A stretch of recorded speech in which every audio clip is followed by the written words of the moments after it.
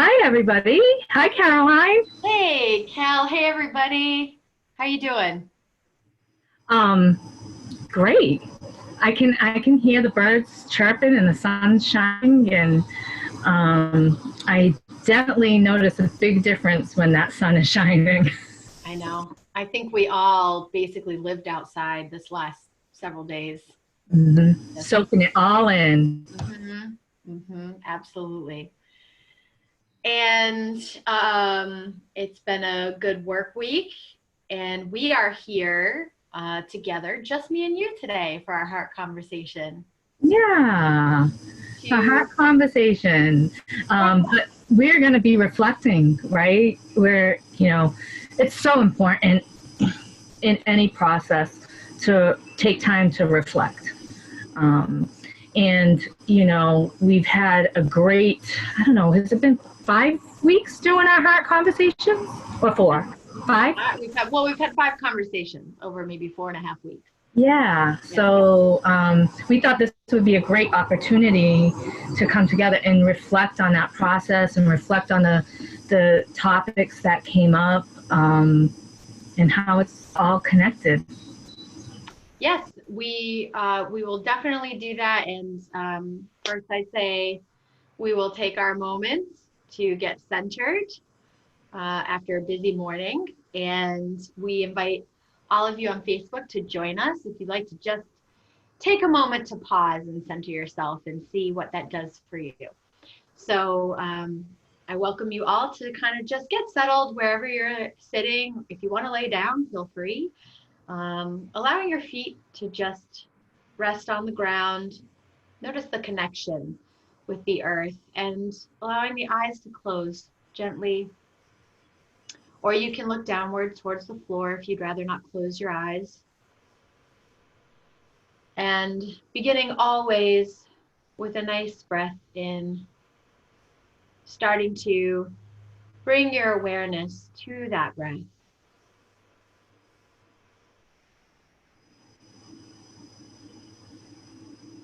And on the exhale, inviting in a sense of relaxation, a sense of stillness.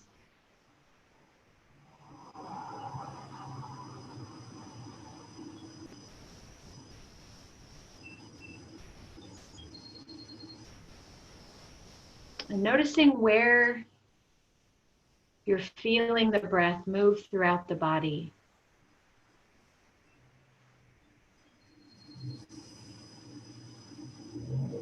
Is it as it enters the nose,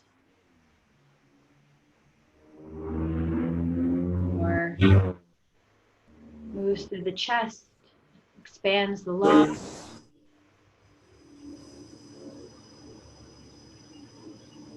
Or is it the rise and fall of the belly?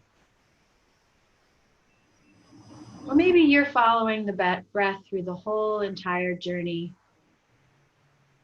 as it moves in and moves out.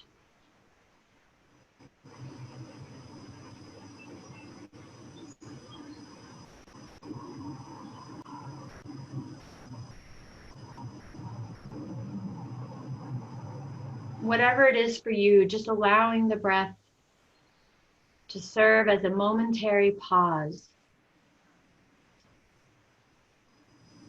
to restore your body and your mind during a flurry of activity normally that we fill our days with.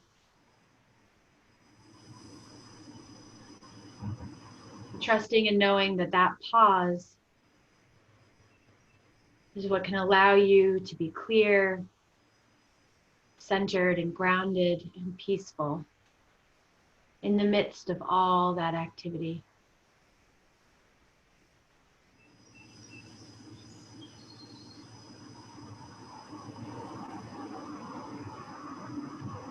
Just a couple more breaths here, in and out.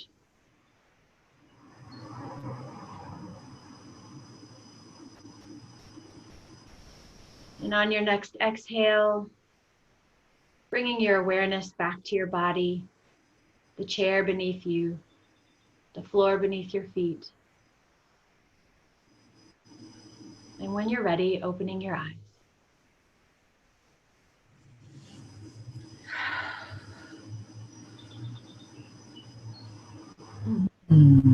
Thank you, Caroline.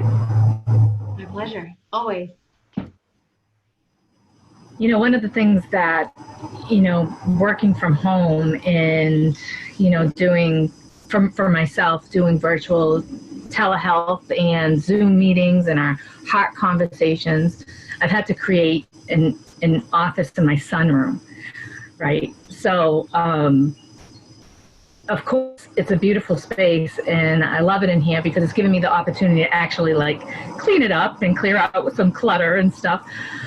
Also, noise is a factor because it's a sunroom. You know, I don't have like real walls. So it's been a good opportunity for me to even practice, you know, even with my meditations, because you can get distracted from the truck driving by, you know, and then returning to our breath and coming back to ourselves. So, you know, I think I'm sharing that because we can do that at any time in our lives, right? And with anything that's going on, we can come back to our breath and create calm in the midst of maybe change and transition or chaos. So thank you for the guidance. I appreciate that. I love that. And I love that point, you know, because sometimes we feel like we've just been swept away with whatever's going on, and it almost becomes bigger than us sometimes when we get overwhelmed with certain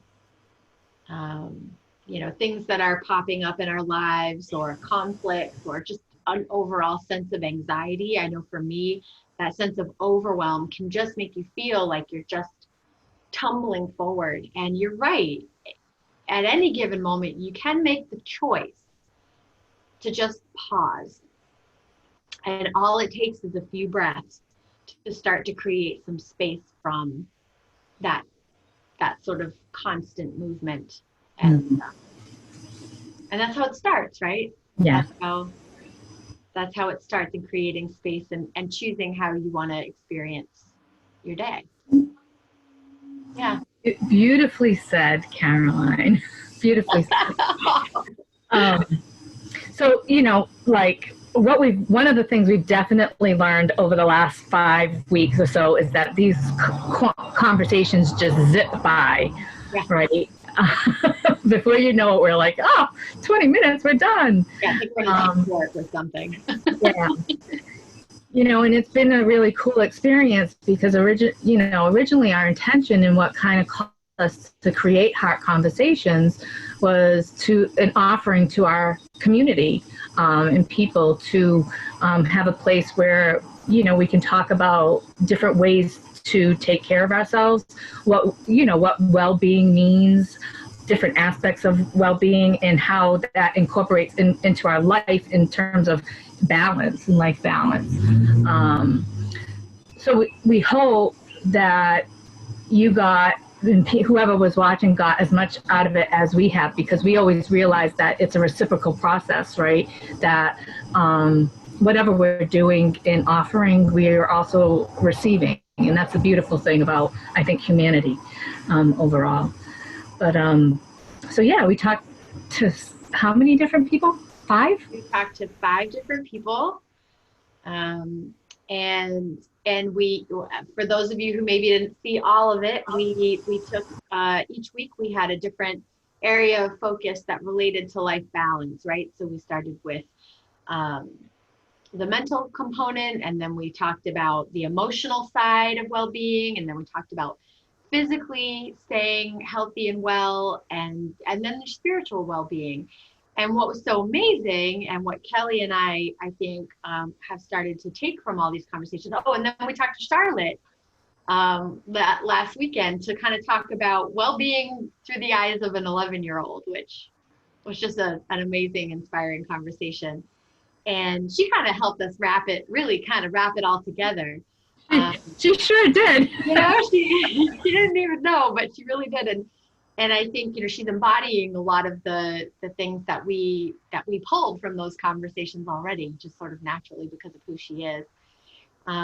But we found some common themes or threads in these conversations. And I know for me, one of the biggest takeaways was that life balance doesn't look like any one thing. It's as unique as the individuals that we are. And so, what looks like a good balanced life for me doesn't necessarily look like a good balanced life for someone else. And so it's really about asking what you value, what brings you joy, what makes you happy and feel fulfilled, and what has meaning to you. And then trying to infuse your life with as much of that as possible in a balanced way, without neglecting any one part of yourself. And then what also I find fascinating, and I think for me this is just like such an aha, is that it's not life balance isn't static, it's dynamic, it's always changing. It's not an end game, it's a journey, right? You're always shifting and adjusting, and by spending more time on one thing one day, it will require you to perhaps shift your focus the next day to maintain that sense of balance for yourself. And so, in some ways that might take the pressure off, because it's not like you're trying to get anywhere necessarily. It's just always kind of inquiring about, am I in balance, and if not, how's it making me feel, and what can I do to maybe course correct? Right. Yeah, definitely. I can so appreciate that fluidity, right? In going with the flow and not being so attached to one specific thing or even one way, right? One of the things that I, heard from the beginning, and I just want to take a moment to say thank you, right, to Lauren LeDuc Lemieux, who kicked it off with us, George Haywood, Nick Correa, and Jessica Kozak Shaw, and Charlotte Sylvia, almost to what we were started out talking about, right, was that awareness, how that pause can allow you to be aware. And that was a common theme that we heard through each of our conversations. In that each of them are connected. And when you create and have that awareness, it also allows you to accept that fluidity and to move with it, not against it or fight it or struggle with it. And then how Charlotte so eloquently reminded us that it's okay if you break your routine and maybe get off a little kilter, because you can get right back into a routine, and it may be the one you had before, it might be a little bit different. Yeah, absolutely. Yeah, so as you had said earlier when we were talking, that self-compassion, just being kind to yourself, and knowing that we're in an ever-changing world, whether we're going through a global pandemic or not. Things change, and the world is moving fast, and so it's okay if you feel off kilter, or you're not necessarily crushing your goals at the moment. You just have to do what you need to do for you. Sometimes for me, I know I wake up and I am just like in the zone, and I get a lot done, and I'm productive, and I exercise and I meditate. And then other days, I mean, I can't get out of my own way, it's hard not to beat yourself up over that. But I'm learning, I'm trying, I'm learning that A, that's not productive or helpful. And B, for that day, the best work that I can do is be gentle and kind with myself. And that is what needs to get done. And that's what needs to be achieved in that day, not necessarily everything on my to-do list. Because if I don't do that, and I try to ignore what my body and my psyche are telling me, then the next day I'm going to run into the same thing. You know, until I give myself that space to just rest and restore and do what I have to do, take care of myself. So for me, that's where balance comes into lives. Like, you know, and I know, you know, I'm fortunate because I can work from home and I'm working for myself and I can kind of navigate those waters. But, you know, there were many years where I was going to an office like most people. And it can be hard to do that. But I think there are still ways at, you know, at lunchtime or maybe after work, you know, maybe not going straight home if you can, and go sit by the ocean and let the water soothe your soul, or at lunchtime do a meditation in your car, you know, ways to feed whatever needs to be fed for yourself, and work it into your routine the best you can. Yeah, you know, Caroline, like, you know, just listening to you, you know, it's such a good reminder about self-care, right? Yeah. Self-care, self-compassion. We're all really good, I think, about supporting people because, you know, we want to give to people, help people. But then when it comes to ourselves, I think sometimes we what's the word I'm looking for? Like, you know, cut ourselves short. Like, you know, because I mean, how we start our heart conversations with a minute of breathing and a minute and a half of pausing. And, you know, meditation isn't for everybody, you know, everybody, and what we often talk about with mindfulness, you know, meditation is that it's different for everybody as well, right? But it's the intention of giving yourself a break, right? In you know, like you have those busy work weeks that, like both of you and I have had, you know, when we worked at nonprofits and stuff, and you get up and you go and you're going from 9 to 5, sometimes later, and you have this pressure and, you know, the inner critic who's telling you got to go and you got to perform and all this stuff. But you can take a break at 10 o'clock in the morning, you know, if it's the breathing, if it's listening to a song, if it's going for just a 5-minute walk. Right, walking around the block. Whatever it is for you, you can allow yourself to do that and give yourself that gift of that pause to recenter and feel again, and then move back into what you're doing. Yeah. I don't know if you find this though, Caroline, and through the years and the experiences, that actually when you do that, it makes the other stuff more fulfilling and invigorating and productive.